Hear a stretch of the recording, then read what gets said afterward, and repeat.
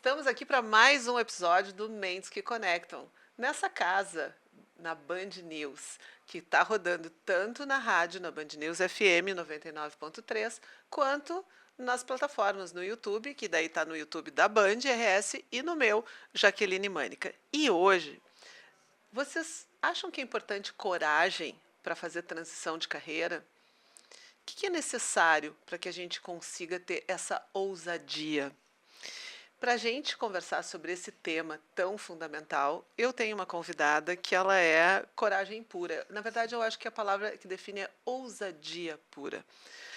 É uma mulher que, atrás do seu propósito, fez muitas transformações. A minha convidada é Mariju Maciel, uma profissional que soube se reinventar, construir uma carreira sólida em um novo campo.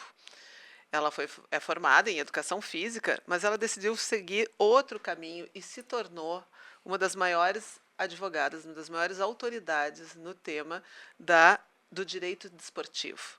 Já atuou na defesa de atletas consagrados, Lucas Leiva, Cássio, e hoje ela é referência pela competência e pela força com que ocupa esses espaços historicamente masculinos. Nessa conversa, nós vamos falar sobre transição de carreira, nós vamos falar sobre protagonismo feminino e sobre o que significa conciliar papéis e seguir movimentos.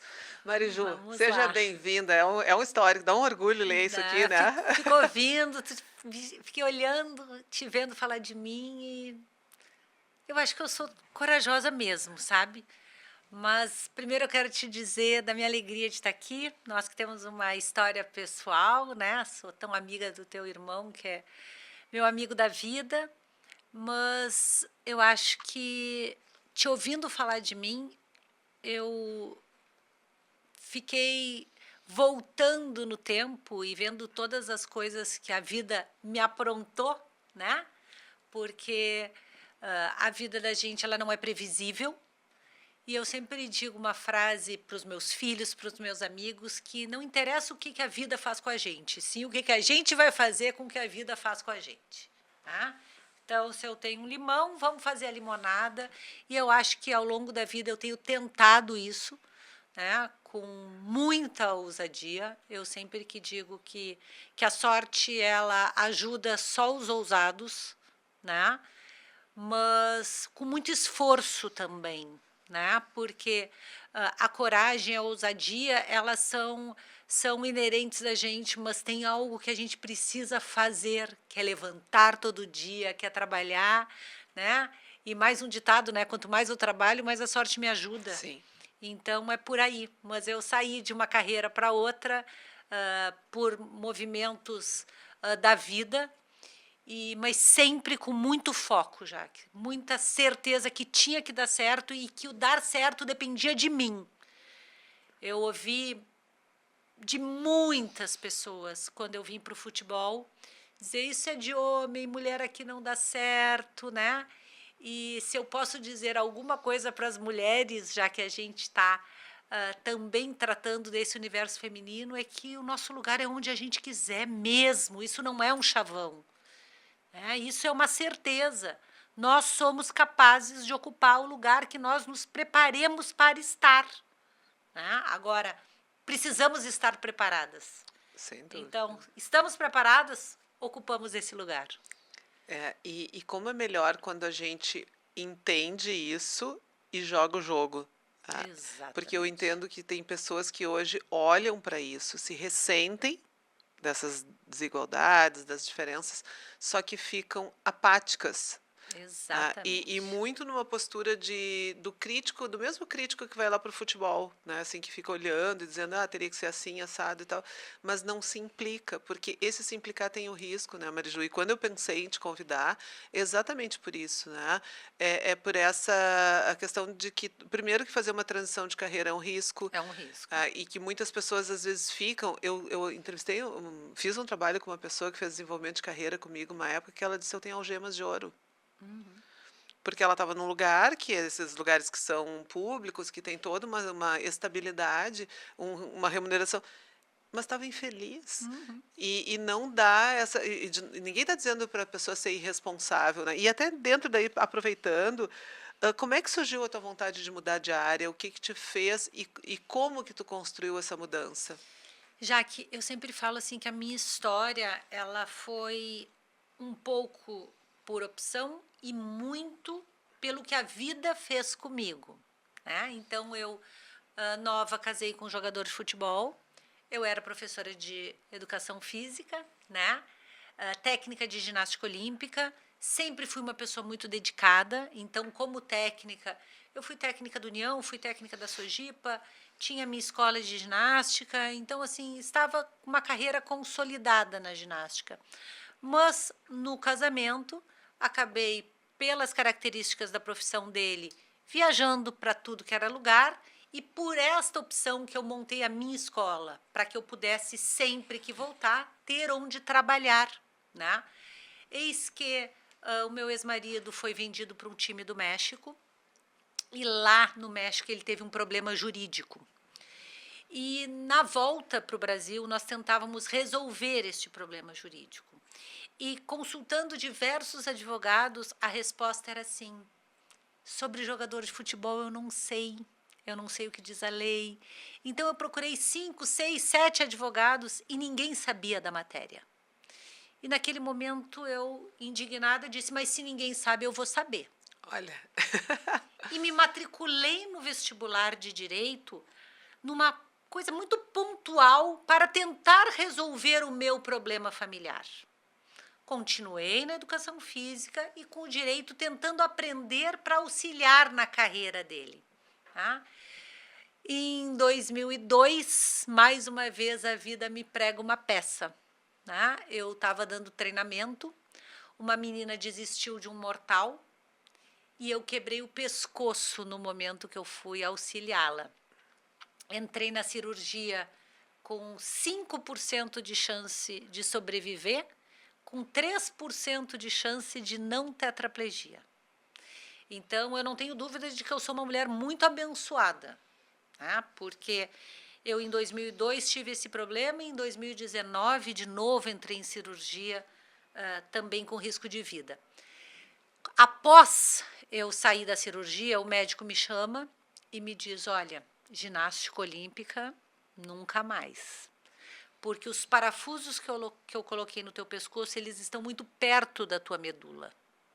Então, qualquer choque forte pode vir a romper a medula. Bom, e aí o que que se tem? Se tem uma necessidade de transição de carreira. E eu já estava fazendo a faculdade de Direito, né?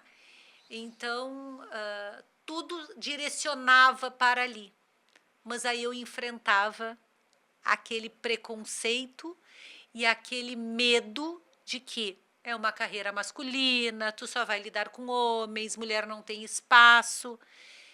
Só que isso nunca me parou. Se tu me disser que eu não vou conseguir alguma coisa, para mim é combustível para eu te mostrar que eu vou, né? E assim eu comecei a entender que eu só conseguiria ser diferente se eu soubesse mais do que os outros. Porque eu tinha que ter algo a mais. E aí eu comecei a estudar. Estudar, estudar, estudar. E aí eu comecei a participar de tudo que era curso de direito esportivo, que não são muitos, mas eu era a pessoa chata do curso, sabe? Eu levantava a mão, não estou entendendo, eu quero saber isso, isso, isso, isso. E chegou um momento que eu via que eu estava sabendo quase tudo que eles estavam me dizendo. Tá? E aí eu entendi que eu estava preparada para ir para o mercado. Não foi fácil, porque a gente passa exatamente por todos esses medos e principalmente pela insegurança financeira. E aí eu vou te trazer, porque isso é muito importante, que logo que eu me formei em Direito, eu estava em casa com bastante dificuldade financeira. Meu ex-marido estava parando a carreira, tem toda a transição deles, não sabe o que vai fazer. E aí eu fiz um concurso para oficial de justiça. E passei no concurso de oficial de justiça. Olha. E aí chegou o telegrama na minha casa, se apresentar no Palácio da Justiça, dia tal, tal, tal. E eu sentei e disse: mas não é isso que eu quero. Bom, mas aqui eu tenho uma estabilidade que o serviço público te dá. E aí sim eu acho que é o que faz diferença. O que que tu queres? Tu quer ser feliz fazendo o teu propósito de vida ou tu quer uma estabilidade, voltar para casa sendo uma máquina que faz o que os outros te determinam? Isso eu tinha muito certo, que não era o que eu queria. Mas eu precisava daquele dinheiro. E aí, naquele conflito pessoal, eu disse: não, eu vou acreditar no meu sonho, eu vou acreditar em mim, eu vou passar sim um tempo em dificuldade, mas vai dar certo. E aí eu me lembro que eu procurava sala e eu não tinha dinheiro para pagar os aluguéis. Eu aluguei uma sala e eu falo isso com muito orgulho. E eu fui comprar uma mesa num brechó da Venâncio Aires, porque eu não tinha dinheiro para comprar a mesa do meu escritório. O meu padrasto sempre diz que ele se emociona porque ele lembra que ele enroscava o parafuso para botar a mesa e caía cupim. E eu dizia: não tem problema, a gente limpa aí, tá tudo bem. Vai botando um produto aqui, Vai vai botando um Gil varrendo. cupim, alguma coisa que segure o cupim e por enquanto é o que dá, né? E dali daquela sala eu fui para uma sala depois de duas que já tinha uma recepçãozinha e aí a coisa começou a dar certo e eu já fui para uma sala maior e hoje nós já temos uma equipe grande trabalhando, mas eu posso te dizer que com muito esforço, Jaque, muito esforço. As pessoas só veem O glamour. o glamour, o futebol tem o glamour, né? Mas incontáveis vezes eu saí da minha casa às 2 horas da manhã para fazer audiência em Erechim às 9, viajando a madrugada inteira sozinha, Sendo mãe. deixando 2 filhos em casa com uma culpa, porque eu digo que culpa é sobrenome de mãe, né? É uma loucura. A gente faz tudo por eles, mas sempre com uma Achando culpa. que podia fazer diferente, podia fazer um pouco mais. Exato. Então, assim, quando as pessoas dizem assim, ah, tá dando certo, deu certo, só eu sei. Quantas noites eu parava em posto para tomar alguma coisa para continuar a viagem de madrugada inteira porque precisava. Então, é muito louco isso, né? Porque a gente vê hoje as pessoas dizendo: ah, eu não tenho oportunidade. Tu faz a tua oportunidade. É muito fácil eu dizer não oportunidade sentada no sofá da sala. Tu sabe que esses dias eu estava vendo o meu filho, né? Tu conhece? Ele me mandou um post que alguém colocou no LinkedIn, que era um moço numa bicicleta, né? Desses de que está carregando coisas de alimentos e tal, com um bebê atrás e o bebê está dormindo no banquinho do carona. E aí era alguma coisa refletindo assim, né, para quem reclama da vida, né, poder olhar isso e tal. Aí logo em seguida veio uma pessoa assim: "Ah, eu não acho legal romantizar isso". E daí eu fiquei pensando, eu digo, olha o que é a lente que essa pessoa coloca. Ele, em nenhum momento ele disse para romantizar. Nenhum. Ele só está dizendo o seguinte: Era o que ele Tchê, tinha. olha ali aquela vida e agradece a tua que não está tendo que fazer isso. Foi isso que ele está dizendo, mas não está dizendo assim, romantizando nada. Aham. Isso é um dos grandes pontos, Mariju, assim, que eu quero muito, muito, muito. Eu estou muito feliz de estar aqui na Band agora, porque daí eu estou num canhão, como a gente usa essa expressão, Sim. que é ganhar uma outra dimensão, porque a gente precisa de espaços e a gente precisa conversar mais com as pessoas, que não é romantizar o esforço, porque não é nada romântico tu, uma Claro mãe que de não. 2 filhos com culpa, tá fazendo. Ninguém está dizendo que isso é bom, que isso é maravilhoso, que todo mundo tem que fazer. Não é isso que está sendo dito. Mas o que está se dizendo é o seguinte: se tu não tem o recurso, para que esse recurso aconteça, Tu tu precisa precisa ir passar por algumas atrás. coisas. E tu vai ter que fazer esse movimento, né? Exatamente. E isso é que eu acho que a gente precisa, em alguns momentos, assim, é aquela coisa, tu precisa escrever, precisa falar, né? E Exato. precisa ter pessoas com exemplo, né? E quando a gente pega alguém que deu certo, porque eu acho que é importante, tá, tem várias pessoas que estão fazendo que não estão dando certo, porque o esforço não é o sinônimo do sucesso, Não. mas eu não consigo ter o sucesso sem ter o esforço. Sem dúvida Ah, nenhuma. e esses são os elementos que a gente precisa ficar atenta. Mas tem um ponto, né, Mariju, assim, te ouvindo, né, e que eu realmente admiro muito em ti, porque eu sou de uma escola da psicologia. E na psicologia, eu sou professora aqui na PUC, e na PUC a gente tem o direito de um lado e a psicologia do outro lado.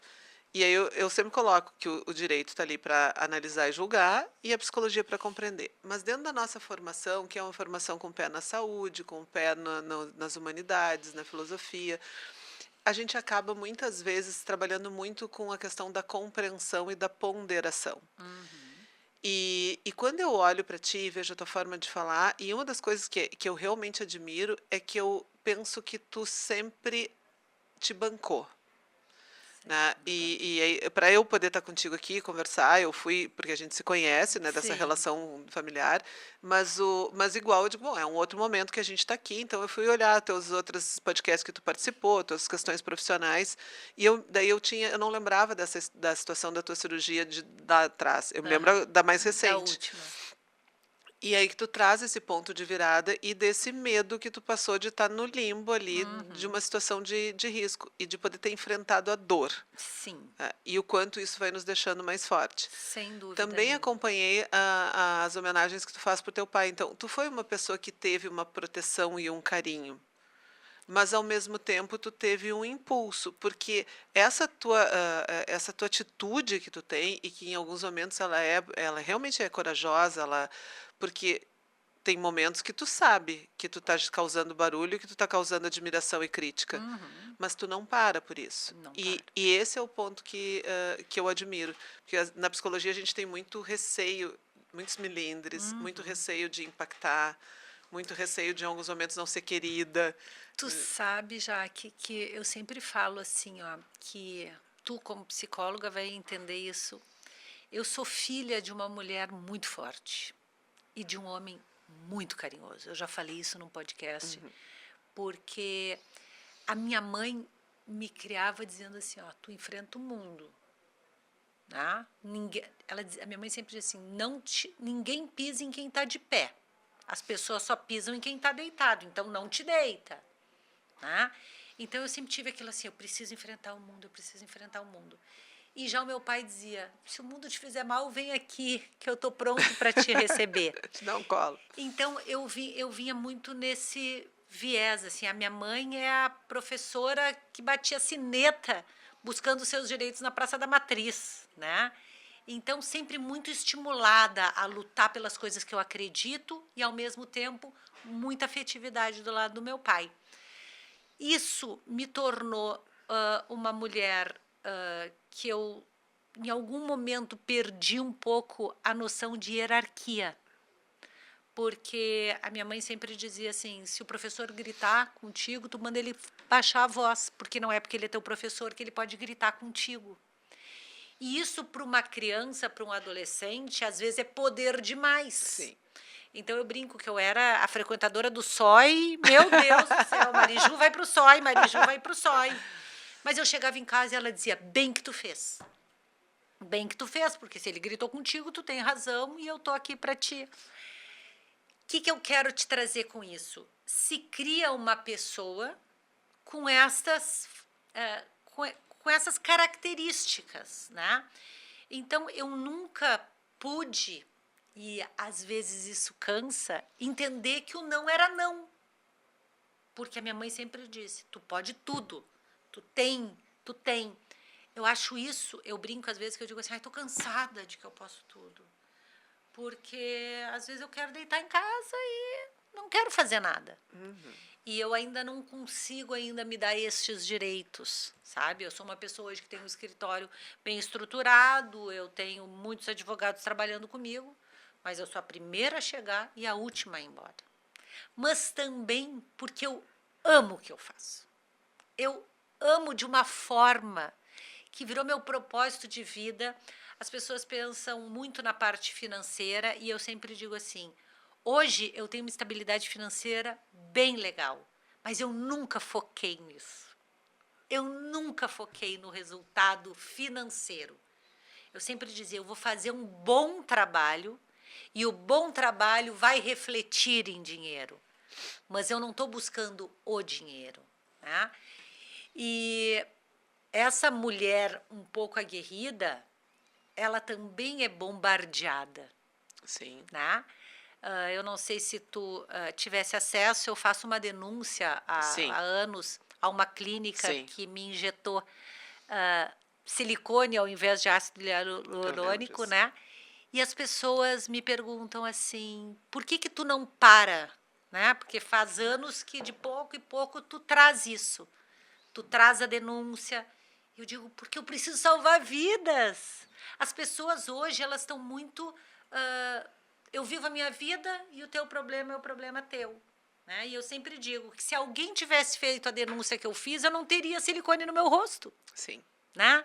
E assim, eu sou bombardeada, a rede social hoje é uma coisa maluca. Sim. Né? Tem que ter muita força para ouvir aquilo e respirar fundo e não te abalar. Eu tive um caso de repercussão nacional, que foi a morte dos meninos do Ninho do Urubu, no Flamengo. Né?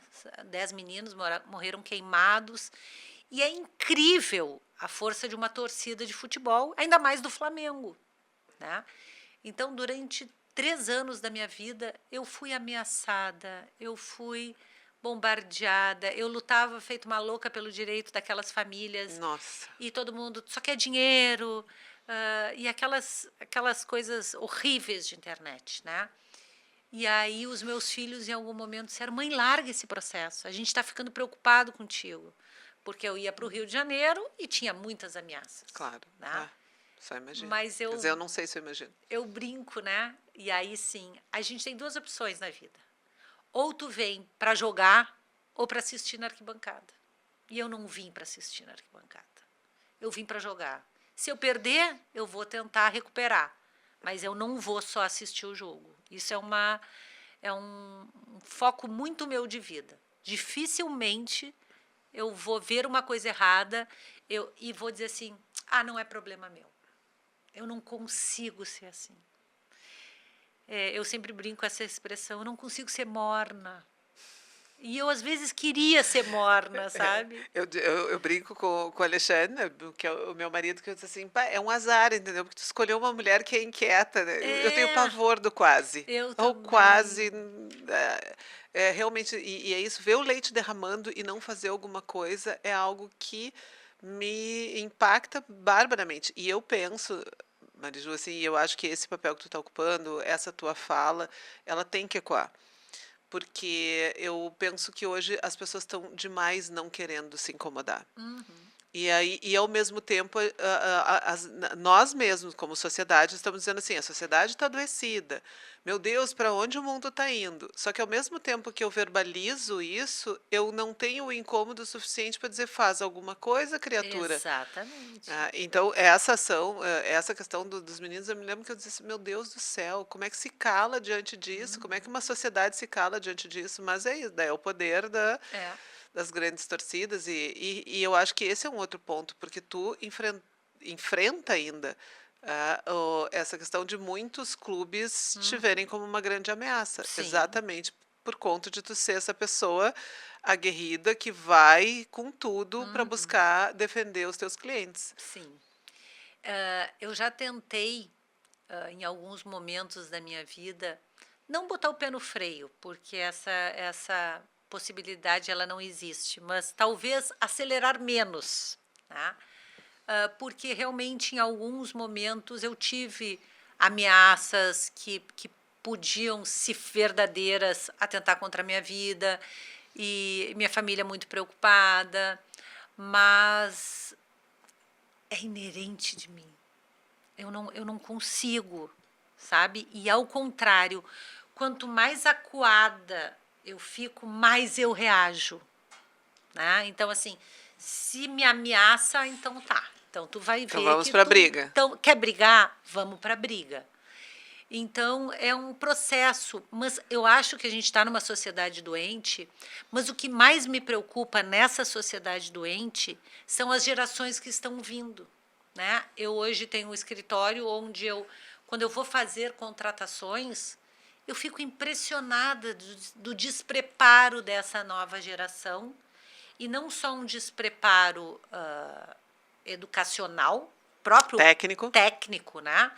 Por acho que muitos EADs, as faculdades hoje ficaram muito descomprometidas, mas com a distorção do que é esforço, do que é responsabilidade. Né? Nós tivemos uma pandemia, nós tivemos uma enchente que levou muita gente ao trabalho online, né? Home office, Mas essa não é a normalidade, né? Não é normal tu trabalhar de dentro da O tua ser humano casa. precisa de O ser humano relações. precisa sociabilizar, precisa ter trocas, precisa ter métodos de trabalho dentro de uma empresa. E aí, a maioria das pessoas que vêm no meu escritório, muitas vezes para fazer entrevista, me pergunta: aqui é home office? Eu digo: não, é trabalho presencial. Ah, mas eu não estou acostumado com presencial.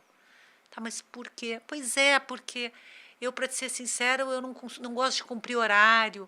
Então, eu acho que nós estamos com um pouco de valores distorcidos entre o que é o meu foco, o meu direito e a nova liberdade que está sendo estabelecida nessa nova geração. E aí dentro dessa, eu tenho feito muitas palestras agora, muitas, para auxiliar líderes, lideranças, porque tu percebe as lideranças inseguras na forma de abordar. Porque hoje também a gente tem as questões de assédio, realmente a gente saiu de um modelo que era um vale tudo, Sim. podia se falar de qualquer jeito, para uma, e aí foi Não teve o meio termo, não né? teve Não, meio não termo. teve o... E aí hoje, quando nós olhamos os líderes e pais extremamente acuados, numa postura laissez-faire, que a gente diz, é Zeca Pagodinho, deixa Deixa a a vida vida me levar. levar. Ah, eu não vou me incomodar, porque se eu falar vai ser assim, eu vou ter que ser amiguinho das pessoas. Não, tu não é amiguinho. Eu tenho trazido muito isso. O adulto tem que vir para a sala. Sim. Né? E as pessoas precisam vir, né, para realmente poder debater, poder se trazer e poder se dizer o seguinte: numa sociedade, num país como o nosso, no Brasil, que a gente tem aí muitas desigualdades, nós temos que remar muito. Muito. E eu acho que o outro ponto que é o que tu traz, né? Porque às vezes as pessoas querem justiça, é injusto, e tem muita injustiça. Só que isso, a vida não é justa. Que é o que tu está dizendo. Imagina tu estava fazendo teu trabalho e de uma hora para outra, e esse é um ponto, eu converso muito com os meus filhos sobre isso, eu converso muito com os meus clientes sobre isso, converso com os meus alunos sobre isso, a importância da gente entender que diante da vida a gente é pequeno e que a vida tem uma impermanência.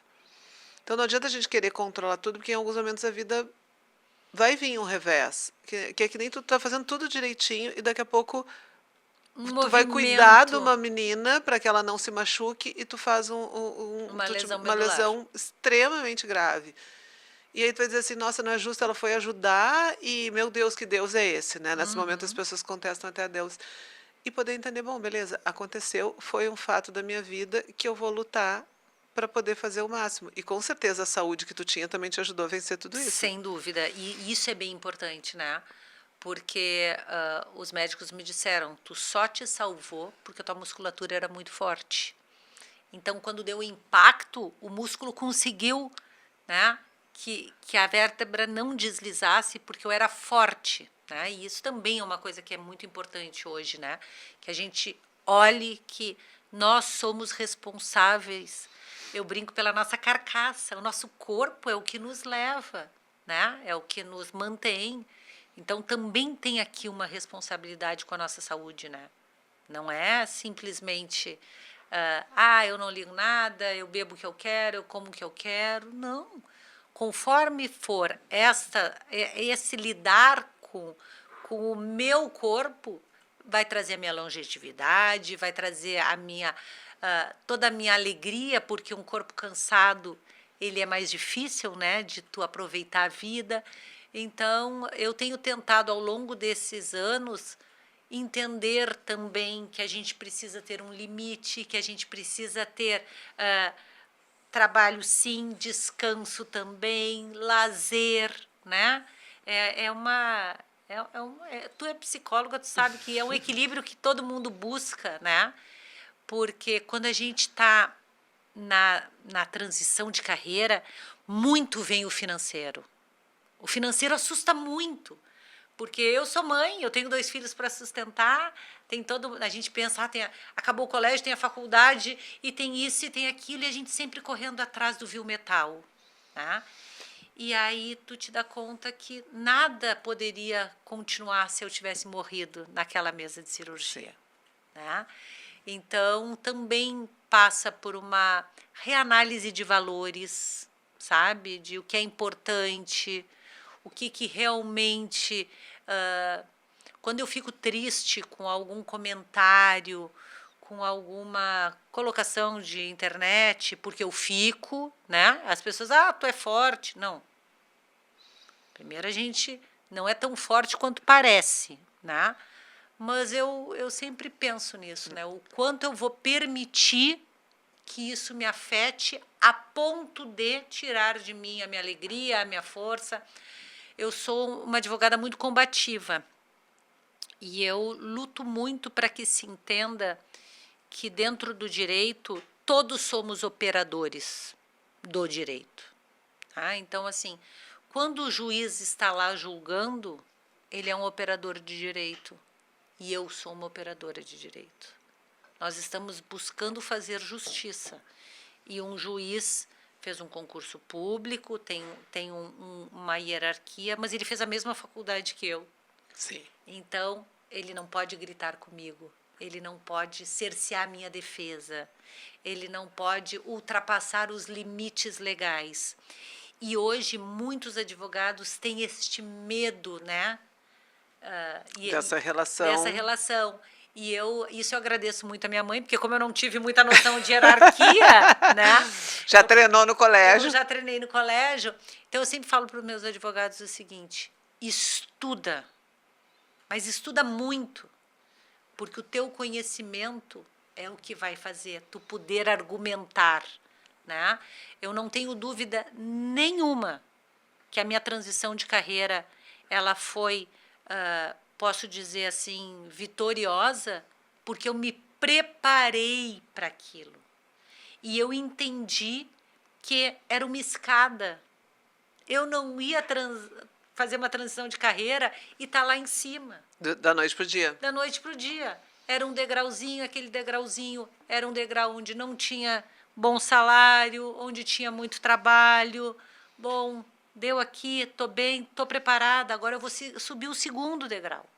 É um processo, e é este processo que hoje eu acho que as pessoas estão não querendo realizar, né? Eu quero estar no topo, sim, mas tem degraus aí para te subir. Eu achei sensacional fazer um curso em São Paulo, e aí no curso tem uma imagem que é uma pessoa subindo uma escada, só que a pessoa está com um pezinho no primeiro degrau e a outra perna querendo chegar lá no último.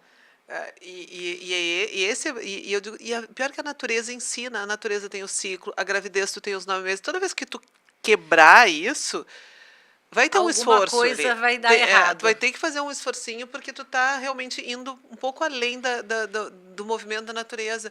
E ao mesmo tempo eu desfrutar o caminho. Porque quando tu fala a história da mesa, eu disse, olha que coisa legal, isso faz parte da tua história que tu diz, eu me emociono de olhar e poder entender que eu tive, tu poder olhar hoje o teu escritório e poder olhar e dizer assim, eu tive a mesa, eu tenho um empresário que ele pegou móveis também ele pegou até assim, ele foi andando na rua e foi montando algumas coisas que ele achou até na rua, porque tinha morado nos Estados Unidos, Sim, e nos Estados Unidos tem essa cultura. Muito isso da e garagem, aí ele disse, por que eu não vou fazer aqui, né? E ele montou. E ele tem guardado hoje alguns móveis dessa época, quase como um museu da empresa dele. E porque é tu poder olhar e dizer, eu fiz essa história. E claro, por exemplo, assim, hoje os nossos filhos não precisam passar o mesmo esforço, mas querendo ou não, também vão ter uma caminhada aí. Sim, sem dúvida. Vão ter as frustrações, porque não existe vida boa sem dor, não existe. Eu acho que esse é um ponto. E Mariju, assim, quando tu está nesse caminho, que eu acho que é um ponto bem importante dentro do que a gente está falando, que é um outro desafio que as pessoas falam, conciliar papéis. Tu é uma baita mãezona. É o mais difícil. Sempre, né, assim, tem teus filhos como um valor, a família como um valor, né, sempre foi uma leoa com a tua família. Como que é conciliar esses papéis? Hoje, por exemplo, tu é uma mulher super bonita, cuidada, né, assim, então isso também requer se colocar na agenda. Sim. E às vezes a gente vê as pessoas dizendo assim, não dá, é muita coisa, então eu tenho que fazer ou uma coisa ou outra.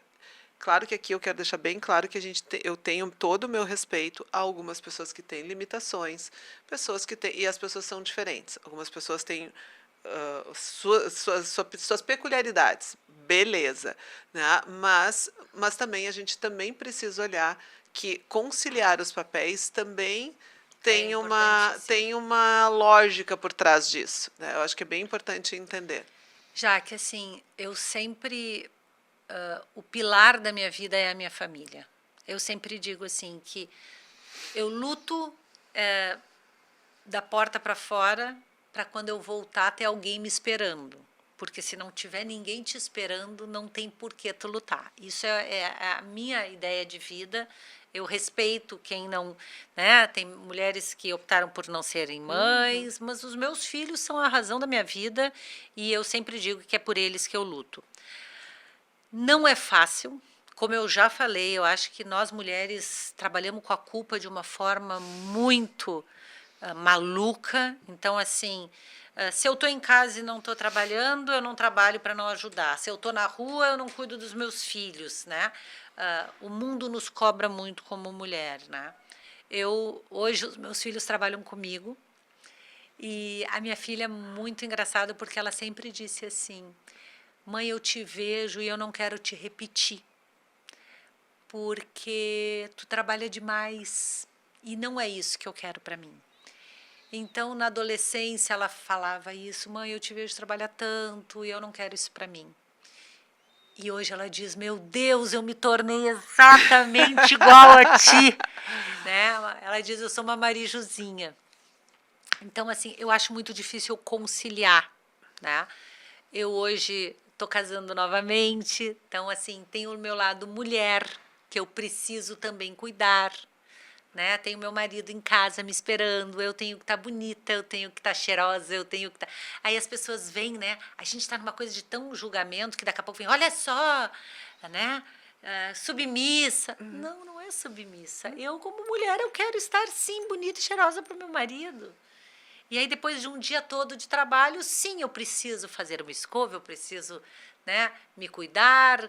Então, é um jogo, né, de prioridades e que, como tu disse, assim, eu respeito muito as mulheres que às vezes saem de casa às 4 da manhã, pegam um ônibus, voltam e não dá tempo disso. Eu, muito tempo na minha vida, não tive tempo disso, né? Hoje, eu já me permito, em alguns momentos, porque em alguns realmente não dá, estabelecer quais são as minhas prioridades e me priorizar, que é um trabalho, né? Psicólogo é essencial para isso. Eu, sem a minha psicóloga hoje, eu acho que eu não viveria. Tanto eu quanto a Marina, quanto a Tã, falamos sempre isso, sabe? Que dia é hoje? Porque eu preciso da minha psicóloga para que a gente possa entender movimentos, que a gente possa entender sentimentos, menos-valia, né? Porque a gente, mulher, tem muito aquilo assim: eu não consegui. Eu tive, durante muito tempo, como eu vivia viajando de cidades em cidades, né? Sem um ponto fixo, às vezes meus filhos choravam porque era o dia da avó e estavam longe da avó. E eu, meu Deus, eu separo os meus filhos da avó, eu sou uma péssima mãe, né? Aí, daqui a pouco, troca de escola, tem que fazer uma readaptação. Meu Deus, olha o que eu estou causando neles. Né? Mas tu pode olhar a métrica, tu pode olhar o copo vazio ou o copo cheio, mas eles estão conhecendo outras culturas, eles estão tendo acesso a novas oportunidades. Então, eu, como mulher, eu tento, dentro de toda essa gama que a sociedade nos impõe, né? Mãe, mulher, profissional, administrar tempo. Não é fácil, não tem sido fácil, mas a vida não é fácil, né? Eu estava te ouvindo e pensando exatamente isso, porque sempre vai ter uma frustração. Sempre. Eu vejo as pessoas em alguns momentos com as crianças hoje: não, não pode ficar em primeiro lugar, não pode, porque hoje tem toda uma lógica de que tu tem que dar medalha igual para todo mundo.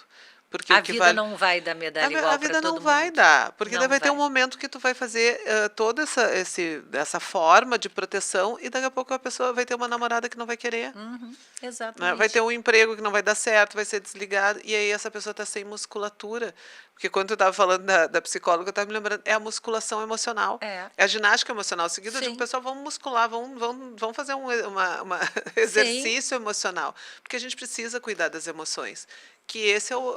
Não tem como tu fazer com que a vida não te cause gosto amargo, frustração com alguém, decepção com alguém, porque tu não tem o controle sobre o outro. Agora, é exatamente isso. Bom, essa situação, ela diz o que de mim?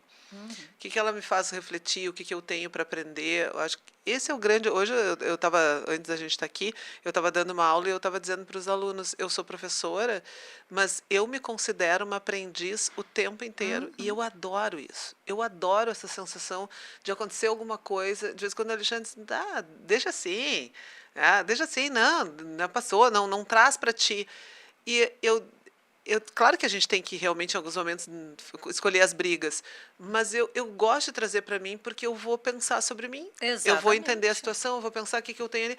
E daqui a pouco eu tenho uma oportunidade de fazer uma mudança, de fazer uma coisa diferente, me descobrir de um jeito diferente também. E não ter a acomodação, né, Jaque? Pelo Porque amor de assim, Deus. ó, é bem o que tu falou assim, eu reclamo que as coisas não acontecem, mas eu estou sentado no sofá.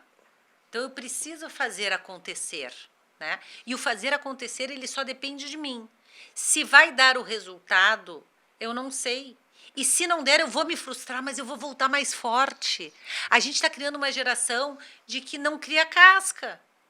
Então, não pode cair porque vai machucar o joelho. Vai machucar o joelho, vai fazer casca e vai ficar forte. Eu brinco sempre assim. Eu fui criada na fazenda, meu pai tinha fazenda e o peão da fazenda não usava chinelo, porque o pé O era pé. tão forte que a roseta não entrava, Sim. né? Então, tu vai criando casca e tu vai ficando mais forte. A gente está criando uma geração que não pode ser frustrada. E aí, ela não sabe lidar com o problema. E o problema, ele existe. O pai e a mãe, ele não vai conseguir botar o filho numa redoma e dizer, não, eu vou te proteger de tudo. Então, é isso. Eu tenho amigas que ficam furiosos com os namorados que terminam. Essa pessoa, como é que largou uma filha minha? Mas, né? Vai acontecer Vai isso. acontecer. Vai A gente se acontecer. rasga, a gente tem A vontade gente de matar a pessoa, sofre, mas a gente mas entende. Vai passar. vai passar e ele tem que ter essa frustração para vir mais forte para o novo relacionamento, para poder se questionar o que eu fiz de certo, o que eu fiz de errado, o que serve para mim, o que não serve para mim. A gente tu usaste um termo perfeitamente, nós somos eternos aprendizes.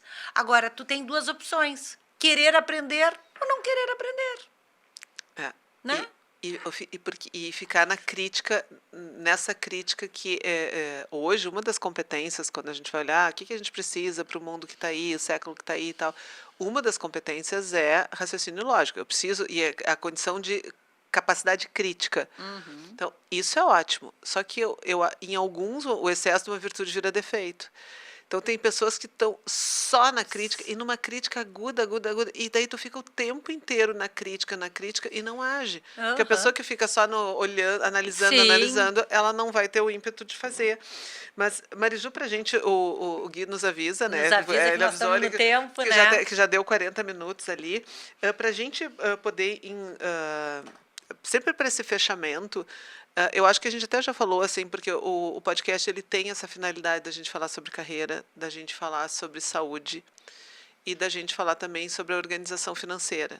O que tu, por exemplo, com a tua experiência hoje, com toda essa estrada, bem na linha do conselho, como se a gente estivesse fazendo uma mentoria agora. Não só para advogados, para pessoas que são do direito, pessoas que querem um pouco entrar nesse mundo do futebol, que ele também é exigente, que é isso, ele tem muito glamour, mas ele é muito duro. Muito. E porque hoje quem nos acompanha aqui são muitas pessoas que são líderes, são pessoas que estão nos RHs e tem muita gente que é estudante que acompanha.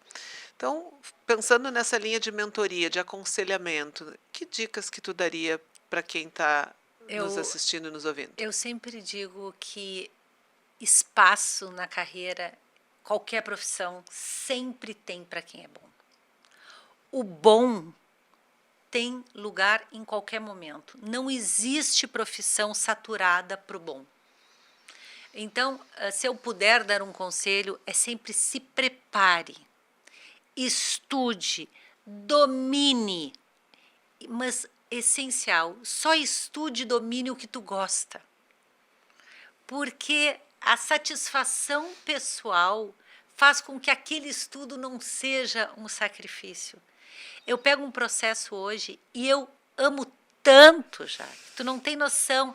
Eu olho assim, sabe, me brilha o olho, tentar o que eu vou fazer aqui, como é que eu vou provar isso, como é que eu vou provar aquilo. Aquilo para mim é uma satisfação tão grande.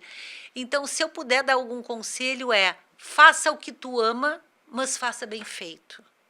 Né? Porque também não adianta o que tu ama mal feito e nem fazer o que tu não ama de forma, né, correta. As pessoas buscam muito hoje o financeiro. Tá? Então, assim, e eu venho de duas carreiras que durante muito tempo teve estigma. Professor de educação física não ganha dinheiro. E eu me lembro disso. Né? E hoje um bom profissional de educação física ganha muito dinheiro. Muito. Né? Não só no futebol, as pessoas pensam, jogador. Não, não trabalho só com jogador, eu trabalho com preparador físico, com treinadores, com fisiologistas, né? Então, assim... Com personal, tem muitos personagens fazendo personagens trabalhos... hoje maravilhosos, com valores de hora-aula altíssimos. Por quê? Porque se prepararam para isso. Então, se eu puder, de novo, dizer assim, dar um conselho escolha a tua profissão com base no que te faz feliz e depois disso te prepara, porque ninguém te tira conhecimento. A gente pode perder muita coisa na vida, mas conhecimento ninguém te tira. E quando tu sabe do que tu está falando, tu enfrenta o que for. As pessoas dizem assim, tu faz sustentação oral e tu não traz papel? Não. Eu estou preparada para falar sobre o meu assunto. Eu não preciso, sabe, ler. Por quê? Porque eu me preparei. Claro que eu faço ali os meus itenzinhos, né? Para que se... Checkpoint para lembrar. Foi. Mas eu domino o meu assunto. Então, é isso. Faça o que ama com a maior esforço, com a maior dedicação, com a maior tentativa de ser o melhor. E eu tenho uma coisa muito forte em mim, que é fé.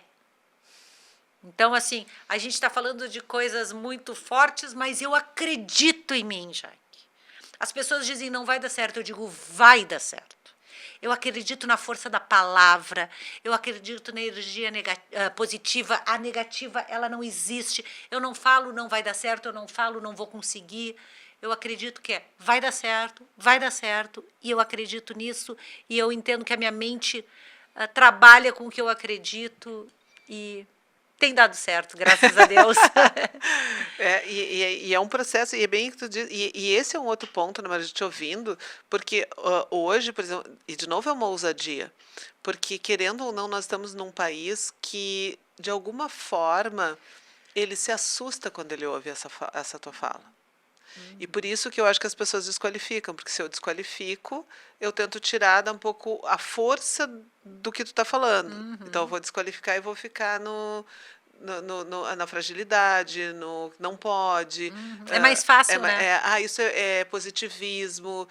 Então, esse é o ponto, de novo, assim, da tua coragem, da tua ousadia, de poder dizer, eu me preparo, eu quero e eu acredito em mim. E para algumas pessoas, isso é arrogância, é vaidade. Ela se acha, não, eu não me acho. Eu brinco com meus filhos. Mas qual o problema de se achar também, eu não me acho, eu sou. Eu não me acho, eu sou porque eu me preparei para ser. A Marina fala às vezes, mãe, tu te acha, né? Eu digo, não, minha filha, eu sou. Porque foram anos de luta para ser. Que legal. A gente tem uma coisa muito de o que é humildade. Isso não é falta de humildade. Isso é consciência de todo um esforço feito para chegar onde eu cheguei. Então, assim, não desqualifica a minha caminhada, porque ela foi muito, muito árdua.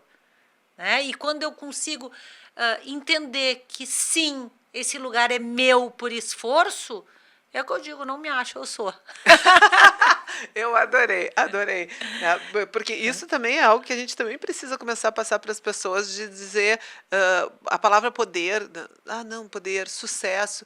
Não, é interessante, o poder tem ambição. Eu fui estudar sobre ambição, E aqui no Brasil, quem é que são os autores? Não se fala quase. E ambição é percebido como algo de ganância. Uhum. A Seguidamente, gente tem distorções, são né? distorções. Então, Distorções. por isso que nós temos que estar aí assim, ó, com essa cor aí colorida, trazendo os. Tem um ponto aqui, Maju, que, assim, que eu também acho que é importante a gente poder colocar, que é hoje, quais são os desafios porque assim, é isso que tu diz. Tu fez essa caminhada até aqui, tu tem já, né, uma série de resultados e tal. Que tu vislumbra para frente em termos de continuar crescendo, de te desenvolver? Quais são os novos sonhos? É que eu trabalho numa área muito complicada já, que as pessoas têm uma glamorização do futebol que é completamente errada. Hoje, 2% dos atletas do nosso país ganham bastante dinheiro. E nós temos 98% de atletas dormindo em arquibancadas frias, sem salário. É lamentável. Isso virou meu propósito de vida. Então, o que eu busco profissionalmente hoje? Muito mais fazer, eu brinco que é acabar com o mito do jogador de futebol. E eu chamo de mito de jogador de futebol aquela ideia errônea que todo jogador vai dar certo, a ponto de ser a profissão mais sonhada pelos meninos. Não, ela não é uma profissão fácil. Esses meninos passam horrores. Nós estamos num país onde valores são completamente deturpados, onde a força política do futebol é absurda. Eu luto como uma formiga num canhão, mas eu estou ali. Então, assim, qual é o meu objetivo como profissional? Isso não virou só a minha profissão, é o meu propósito de vida. É fazer com que esses meninos entendam que eles têm que ter o plano B, que essa profissão vai acabar e que eles ainda têm uma vida inteira para viver e que o futebol não vai conseguir bancar, mesmo os que ganharam dinheiro e deram certo. Eu sempre falo que mesmo os que ganharam dinheiro são pobres meninos ricos, porque eles perderam uma parte muito essencial da vida deles, que é a infância. E ninguém vai devolver essa infância. Essa infância, essa adolescência, os meninos que estão hoje galgando a ideia de poder ser um jogador de futebol não podem ir numa reunião dançante. Eles não podem esperar uma menininha no final da escola. Eles estão lá com o sonho de uma família por trás, com o peso de dar certo. Então, o meu propósito de vida é humanizar essa profissão, que é tão... é ídolo. Não, é um ser humano que lutou tanto para estar ali e é xingado no estágio cada vez que tu erra.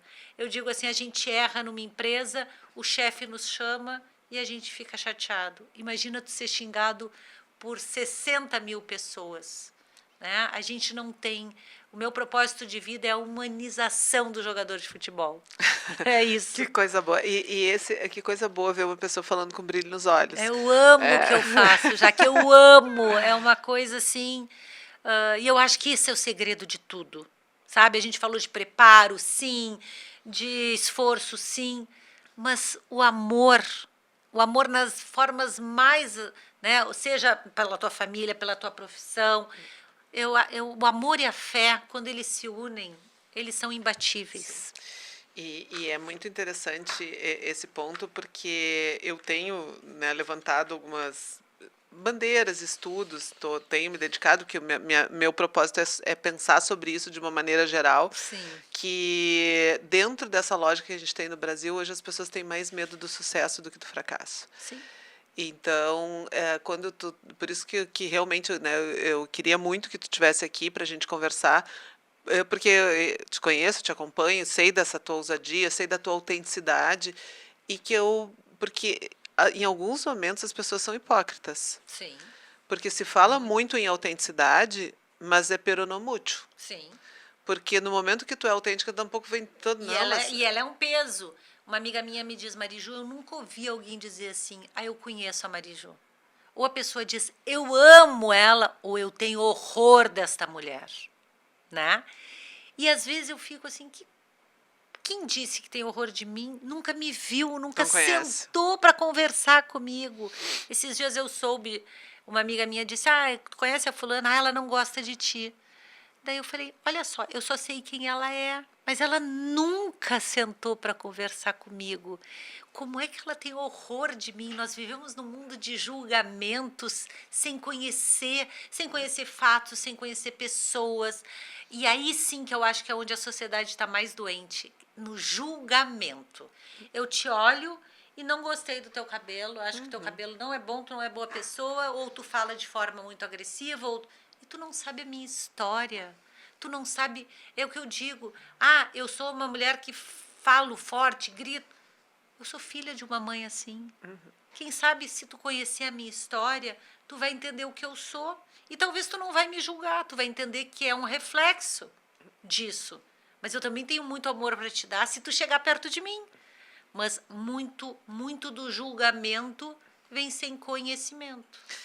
E ao mesmo tempo não tem a possibilidade de conhecer o lado da sensibilidade do teu pai, né? Exatamente. E enquanto fica no julgamento, isso me protege, porque daí eu fico, de novo, na crítica, a crítica me distancia e eu paraliso. E é muito louco também, porque a gente fala assim, né? E agora, quando tu falasse da sensibilidade do meu pai, me veio um insight na cabeça, que talvez eu mesma tenha esse julgamento, porque eu sempre me refiro a minha mãe como uma mulher forte, o meu pai como carinhoso, e eu não dou o viés da minha mãe, que é uma mulher carinhosa também, né? A gente acaba estigmatizando as pessoas, talvez pela característica que mais se exalta nela. Sim. Né? A minha mãe é uma pessoa maravilhosa, uma avó exemplar, carinhosa ao extremo, mas por ela ser forte, parece que a sensibilidade está escondida. E é julgamentos, né? É muito louco tudo isso. Acho que fica esse convite para as pessoas que nos escutaram, vários convites de poder realmente se dedicar, porque às vezes as pessoas, tá, mas eu não tenho esse amor, eu não achei esse amor. E o quanto que esse amor está conectado com o olhar para ti, dessa conexão, porque hoje o trabalho ele está muito vinculado com o respeito às tuas características e poder entender onde é que essas características elas se manifestam. Uma das perguntas que eu faço para as pessoas em desenvolvimento de carreira é: me conta momentos da tua vida que foi um momento assim, se tu fosse escrever um livro, tu diz assim, esse momento tu estaria. Esses momentos têm informações preciosas sobre ti. E é se conhecer, né? Se eu pudesse dar um desconto, mais um conselho, é dizer assim, te conhece, te questiona, mergulha em ti. Não aceita o que os outros estão dizendo de ti, que talvez é só a carcaça. Lá dentro, o que eu tenho? O que me faz feliz? O que me enche o olho? Né? Então, às vezes, a gente não para olhar para si. Talvez, se fizer essa imersão, possa entender o que te faz feliz. Com certeza. Né? E não vai vir direto, não vai vir não é uma resposta, é um processo. Lento. E que daí tu vai te dando conta, e aí tu vai apostando, e aí tu vai nesse caminho, no ciclo virtuoso. E é importante também, né, Jaque, que muitas vezes a gente erra o caminho. Sim. E tá tudo bem. Eu brinco, né, que o GPS é ótimo pra gente ter na vida, é recalculando rota, né? Fui por aqui, não deu? Recalcula, volta, não tenha medo de voltar. É que nesse processo de recalcular, tu tem uma série de informações. Agora, se tu olhar só como erro, e meu Deus, é como tu disse, muitas situações eu aprendi na vida com as adversidades que a vida foi me trazendo. Sem dúvida nenhuma. E aí tu foi redescobrindo e muito possibilidades. Mais, né? Porque a gente aprende muito mais com o erro do que o acerto. A dor, né? ela dá um chacoalhão maior. Mas nós temos que interromper, que são duas mulheres aqui que gostam de falar. Senão a gente vai ficar aqui até não puder mais. E a gente tem que liberar, porque assim, foi uma super gentileza, gente. Ela está na semana de preparo do casamento, está num momento assim super intenso e que abriu essa janela para compartilhar. Então, obrigada, eu acho um ato de super generosidade. Te agradeço estar aqui, te admiro muito por mais mulheres como nós mesmo que inquietas, né? Por mais mulheres inquietas. Por mais mulheres que não se acham, mas que são. Exatamente, por aí. Eu adoro jargões, eu vou usar e eu sempre dou a o direito autoral. Mas, gente, a gente tem que encerrar. A conversa tá boa, a conversa tá intensa. Eu tô aqui sentada na ponta da cadeira. Mas foi um momento muito importante, com dicas preciosas, com reflexões bem significativas, para a gente realmente poder. Você está pensando em relação ao seu desenvolvimento, à sua vida, como é que concilia papéis e como é que você vive a sua autenticidade. Eu acho que esse é algo bem importante da gente poder entender que nós somos uma grande obra de arte. E é uma obra de arte, não é uma obra de arte que terminou, ela está sempre em reconstrução, dá para modelar, ajustar, fazer, mas que a gente precisa reconhecer que somos uma obra de arte. Sem Marijo, dúvida. obrigada mais uma Eu vez. que agradeço muito esse espaço. Te parabenizo por essa atividade, que é brilhante, e que a gente possa, cada dia mais, nessa inquietude, buscar crescimento. E aí fica o convite, né, para você que está aqui nos acompanhando, que você, se não se inscreveu no canal, se inscreva, que possa estar compartilhando com pessoas, com a sua rede, e para que mais pessoas tenham acesso aos conteúdos que a gente está fazendo aqui, para essas trocas, para essas histórias. Geralmente a gente traz a ideia do podcast é sempre convidar pessoas que, através das suas histórias, a gente possa pegar carona, se inspirar, não comparar, se inspirar. Então, obrigada pela companhia e a gente se vê no próximo episódio.